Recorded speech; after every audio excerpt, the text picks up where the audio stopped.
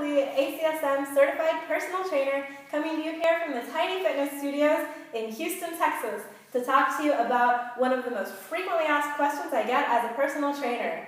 How much should you be eating? That's right, we're delving into the world of calories for this brief video. Before we get started, two things. Number one, I'm not a registered dietitian or a physician, so please make sure you consult your health professional before making any changes to your fitness lifestyle. Number two, some of you out there stumbling on this video may have good reasons for not counting calories. If so, no big deal. I don't want this to bring up any difficult subjects for you. Just go ahead and come back for our next video because you know I'll keep the fun fitness tips coming, all right? So, for the rest of us who are maybe looking for information on how to drop a few pounds, how to lean out for a fitness competition, whatever it might be that's motivating you to lose a little bit of weight, calories are going to play a role in that. Calorie counting can be a great tool to help you get your results even more quickly. The million-dollar question is here now. How many calories do you need to be eating? 1,200! 1,200 calories a day? Are you sure? And where'd you get that information? Women's Magazine? What a reputable source, you did! How many of you out there think that you need to be eating 1,200 calories a day? Because you're wrong.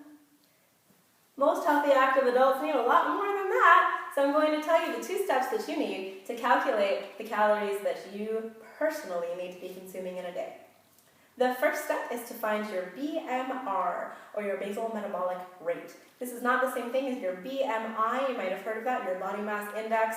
That's the comparison of your height to your weight. Your doctor might pull out a chart, use it to tell you if you're overweight, underweight, doing good. The BMR is something different than the BMI. Your BMR, your basal metabolic rate, is the number of calories that you burn every day being alive. Blinking, thinking, talking, going to the office, coming home after a long night out, whatever you might do in a day, just your basic activity, that's your BMR. It takes calories to fuel all of that activity. So that's step 1, calculate your BMR.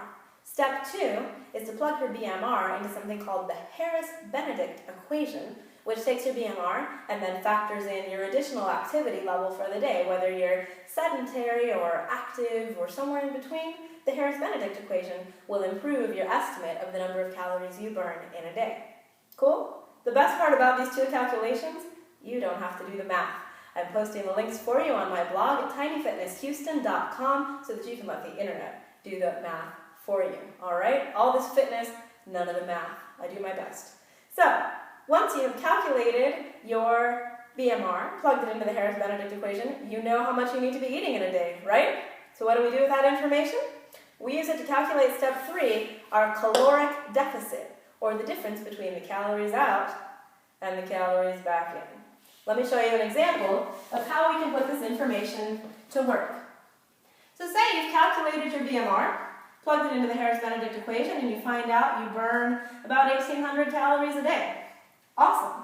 So here's my 1,800 calories out, and if I go ahead and eat back that same 1,800 calories, put them right back in, my weight's going to stay about the same. So maybe I eat a little bit less, walk the dog. Good, I've created a caloric deficit, or a difference between the number of my calories in and the number of my calories out. If we manage that deficit and keep it at an appropriate level, you should see body fat loss. And for most healthy adults, if you're looking to lose a pound a week, an average deficit per day is about 500 calories. That should help you lose about a pound of body fat a week. But remember, each of us has a unique physiology. Everybody's fitness journey is different, and we're all at different points in our journey. So please, consult your fitness professional, whether it's your personal trainer, your physician, whoever it might be that you go to for this advice, consult them to get your specific numbers for what the caloric deficit should be, okay? If you kept your deficit like this, you'd be in good shape.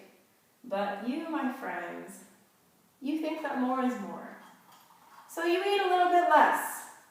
We're going to increase that deficit that way. And then you go to Zumba. You work out with your personal trainer. You take the dog on a 2-hour walk. You go to Pilates. You do some workout videos off the internet before bed. And before you know it, you're asking your body to fuel all of this activity with this tiny little bit of intake. And that deficit right there is too big. Your body is not going to let you lose weight. In fact, it's probably going to turn on you and do the opposite. You're giving it the message that something's wrong, so it's going to hold on to all the body fat that it can to help keep you from whatever hardship is coming.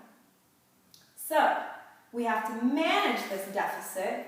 We have to keep our activity in check. We have to make sure we're eating enough to fuel our activity. And we have to keep our specific numbers in mind to make sure that we're getting to our specific goals, all right? But a bigger deficit is not better. More is not more in this case. You need to manage your deficit. Are we cool? Let's recap. We've got 3 steps. Find your BMR. Plug it into the Harris-Benedict equation. Then manage your deficit, okay? I've got all those links for you on tinyfitnesshouston.com. I hope this video has been helpful to demystify a little bit the world of calories and this is deficit. Remember, more is not more. You're making things harder for yourself in the long run if you bump that caloric deficit up too high, okay guys? If you have any questions or you want help calculating your numbers, please email me at info@tinyfitnesshouston.com. You can also connect with me and Tiny Fitness on Facebook, Twitter, Pinterest, Tumblr, Instagram, anywhere else that you can find people online. We are there. Alright, and if you liked this video, please subscribe. There will be a lot more coming where this came from, and I look forward to talking with you again soon, okay? You guys have a great day and make it a healthy one. Thanks again.